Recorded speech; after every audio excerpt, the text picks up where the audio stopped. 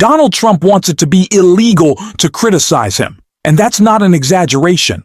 He's already targeted late-night hosts, dragged journalists into costly, baseless lawsuits just for reporting the truth about his corruption, and now he's escalating his attacks on the media with yet another outrageous statement. Before we dive into his latest unhinged post, where he actually suggests that criticizing him should be considered a new crime, let's take a moment to remember how he operates.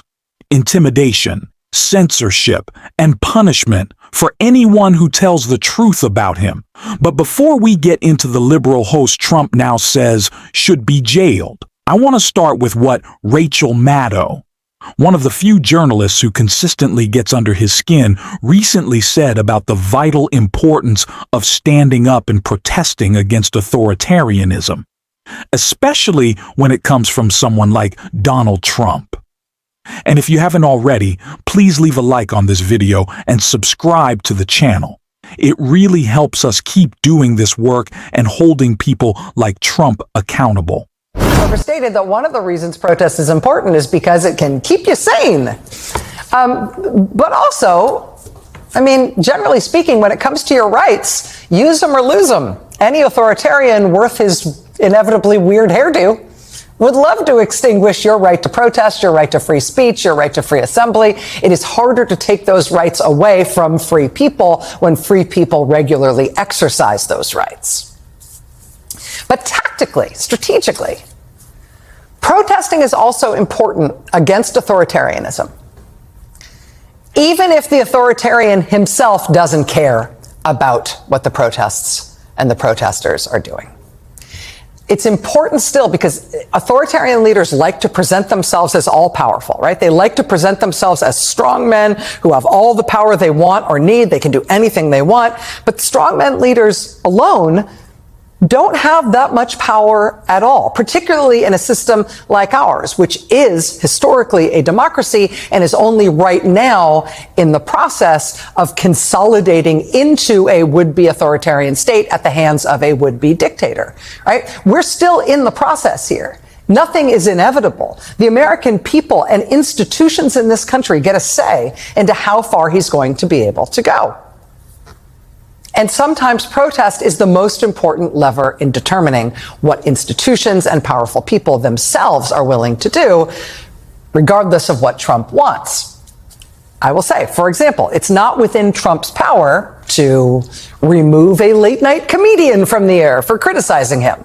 Right? Trump can't do that unilaterally. He needs the company that employs that comedian. He needs the other companies involved in that business to effectively act for him once he starts complaining about that comedian and saying that guy ought to not be on the air. When Trump pressures companies to do his bidding in a case like that, oftentimes those companies will just cave and do what Trump tells them to do. But oftentimes, those companies will also be susceptible to pressure from the people. Pressure from the people to not do what Trump wants. Also, Trump's chaotic, lawless deportation spree, right? He can't do it alone. Trump tried at first doing it all with military planes. Remember how hilarious that was? He had like huge C-17 cargo planes. Those can carry 77 tons of troops and equipment. And Trump was flying C-17s around with like 5 people on board in the back because he thought that would look tough. Dude, we're paying for that plane. You got 5 guys on board. Now, he needs contractors to participate in this, like, say, Avelo Airlines. At a time in which Donald Trump desperately wants us to not be out in the streets calling him out, pointing out his lies, and pushing back against this authoritarian takeover, it is more important than ever to do so. And as media outlets cave to the pressure of Donald Trump, those who call themselves independent media don't just need to act independently of corporate ownership. They also have to be fighting back against the narratives pushed by the mainstream press. Talk about Donald Trump's cognitive decline. Talk about the Epstein files. Call a genocide a genocide. Stand up to corporate interest. That's what we have to be doing. And the people who I've seen have the most success in doing so, besides Lawrence O'Donnell over at MSNBC, have largely been late-night talk show hosts. The Jon Stewart, Stephen Colbert's, and the latest target of Donald Trump's attacks, who he says should be going to jail for his supposed crime. Trump just wrote on Truth Social, Seth Meyers of NBC may be the least talented person to perform live in the history of television. In fact, he may be the worst to perform live or otherwise. I watched his show the other night for the first time in years, and he talked endlessly about electric catapults on aircraft carriers, which I complain about as not being as good as much less expensive steam catapults. On and on he went. A truly deranged lunatic. Why does NBC waste its time and money on a guy like this? No talent, no ratings, 100% anti-Trump, which is probably illegal. According to Donald Trump, being 100% anti-Trump should be, and maybe soon could be, illegal. That's how fragile his ego is. You hear this not just from Trump himself, but echoed by his loyalists like Pete Hegseth, who constantly complain that the media is too negative toward them. Trump claims that 98% of the coverage he gets is bad, which anyone who's ever turned on Fox News knows isn't even remotely true. Hegseth, for his part, laments that all the press he gets is negative. But what exactly would the media praise him for? This is a guy who, even before stepping into leadership roles, was being grilled by senators for his behavior, drinking, reckless conduct, and general incompetence.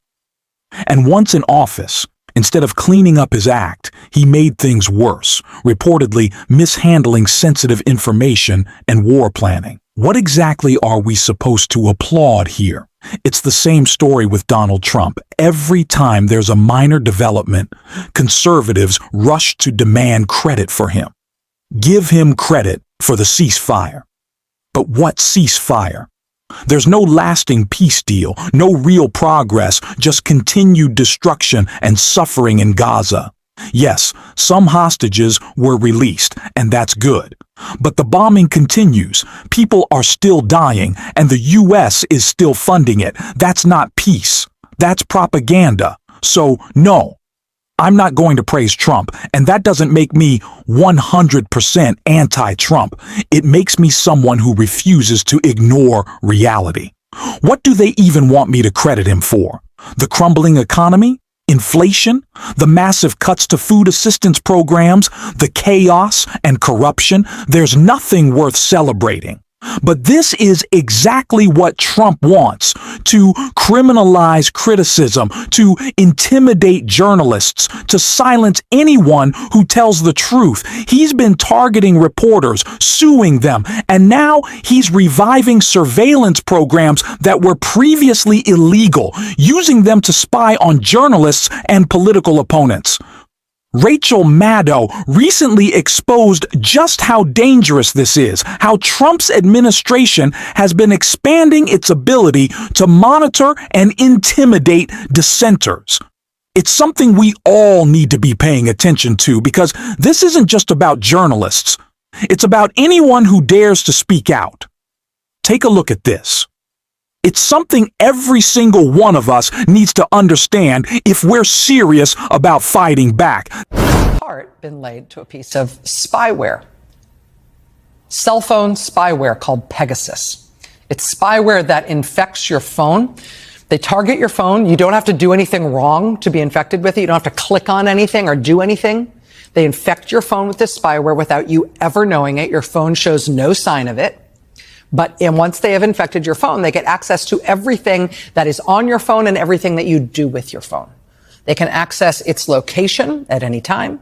They can turn on the microphone to hear what's happening where you are. They can turn on the camera to see you and what's around you. They can see all of the photos on your phone, all of your contacts, all of your messages, all of your notes to self, everything, even stuff that you might think is encrypted. It's not encrypted when you look at it on your phone. If you can look at it on your phone, they will have it. People close to Jamal Khashoggi were found to have been targeted, to have had their phones targeted with Pegasus software before he was murdered. Pegasus has been used to target opposition politicians and activists and lawyers and journalists all over the world, some of whom have subsequently been assassinated by despotic regimes. When this kind of a spyware surveillance tool emerged as a favored weapon for authoritarian governments and murderous dictatorships around the world, the Joe Biden administration banned the U.S. government from ever using that particular spyware or anything like it. Well, then Donald Trump was elected, and the Trump administration has now quietly reversed that ban. And indeed, they have now contracted with a company that makes exactly that same kind of spyware as Pegasus. And which part of the Trump administration is using it? Which part of the Trump administration has been given this surveillance tool? ICE. And are they using it just against immigrants? Yeah, right, as if. This is genuinely dystopian stuff, and it deserves to be called out as such. I'm going to keep exposing it every single day on this show. If you want to help support that work, make sure to hit the subscribe button, leave a like on this video, and if you made it all the way to the end, drop a blue heart in the comments. And until next time, I will see you soon.